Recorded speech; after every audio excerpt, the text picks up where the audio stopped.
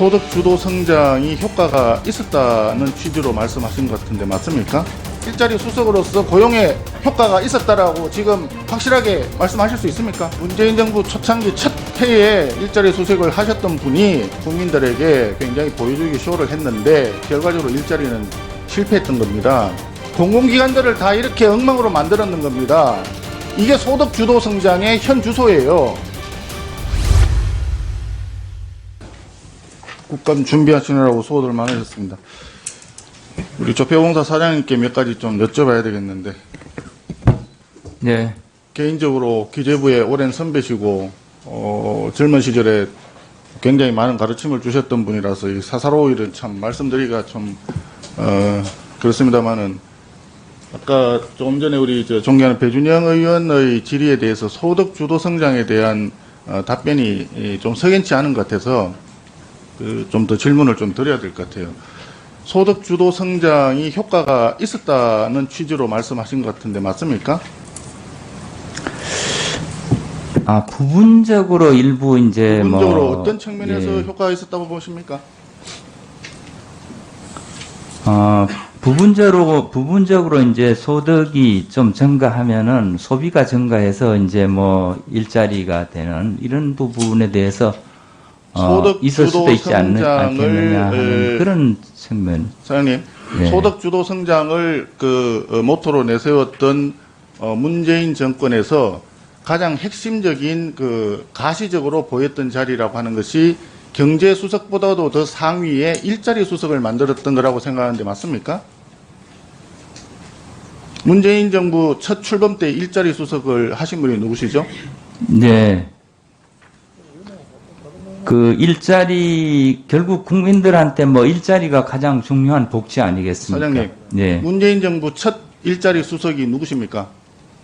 네, 제가 했습니다. 예. 그때 첫 일자리 수석으로서 소득 주도 성장을 주도하셨는데 일자리 그래서 고용이 상황이 아주 나아졌었습니까? 그 소득 주도 성장 효과를 보셨습니까? 제가 소득 주도 성장을 주도한 건 아니고요. 일자리 화면을 좀 중심으로 띄워주십시오. 국정 운영 시스템을 하는데 중점을 두었습니다. 화면 좀 띄워보세요. 소득 주도 성장 초기 1년을 한번 보시면요. 월별 취업자 수 증가 추이를 보시면 2017년 전체적으로 평균으로 31만 6천 명이고 그 이전 정부 때 평균적으로 30만 명이 훨씬 넘었던 거 기억하십니까? 사장님 답변 좀 해주세요. 네, 의원님께서도 아시다시피 기억하십니까? 30만 명 이상이었던 거 기억하십니까? 기억 안 나십니까? 네, 네, 기억합니다. 그런데 문재인 정부 출범되고 난 뒤에 소득 주도 성장을 주창을 했고 거기에 가장 크게 국민들한테 어필했던 것이 최저임금의 급격한 상승이었습니다. 최저임금을 2018년도에 16.4%를 급등을 시켰죠. 그 이후에 2018년도에 평균적으로 10만 명이 안 되는 취업자 수 증가율을 보였습니다. 7월, 8월경에는 잘 아실 겁니다. 숫자가 굉장히 미미했어요.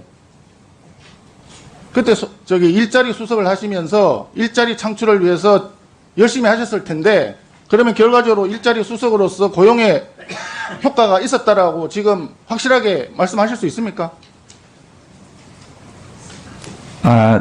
가장 어려웠던 점은 그 당시에 잘 아시다시피 2017년이 우리 생산 가능 인구가 인구적으로 피크가 되는 해였습니다. 그래서 그 이후는 계속 생산 가능 인구가 줄어드는 상황에서 일자리 그래서요. 전체 추세가 좀 줄어드는 이런 데서 여전히 어려움이 있었습니다. 지금도 소득 주도 성장이 잘 했다라고 지금도 그렇게 생각을 하시는 겁니까?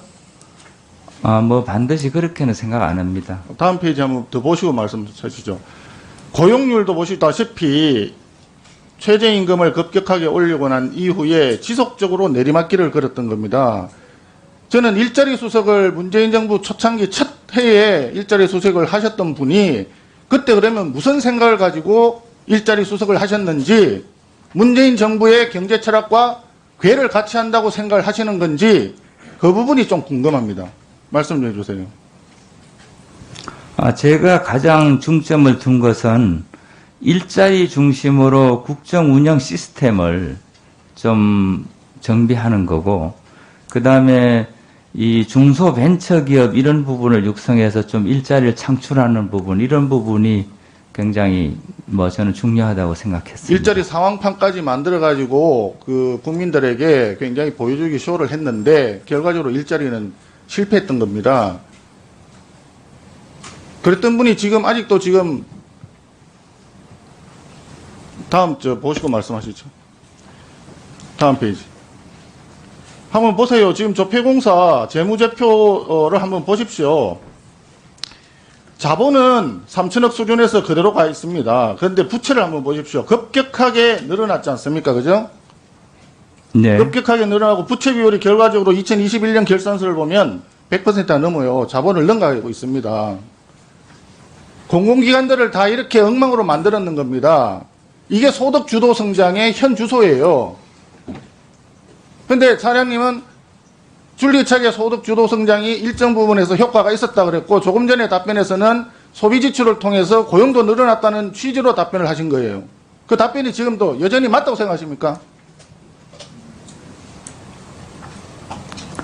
저는 소득 주도 성장이 실패한 정책이라고 생각을 하고, 국민들이 윤석열 정부를 선택한 이유는 소득 주도 성장으로 대변되는 문재인 정부의 잘못된 경제 정책에 대한 심판이라고 생각을 합니다. 윤석열 정부의 경제 정책에 대해서 동의하십니까? 네. 동의하십니까? 그러면 소득 주도 성장이 잘못되었다는 점 인정하십니까? 정책에 따라서 다음 페이지 보시죠.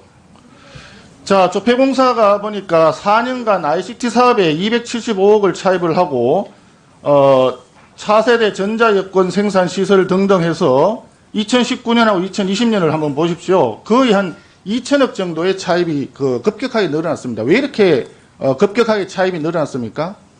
경영을 제대로 했다고 보십니까?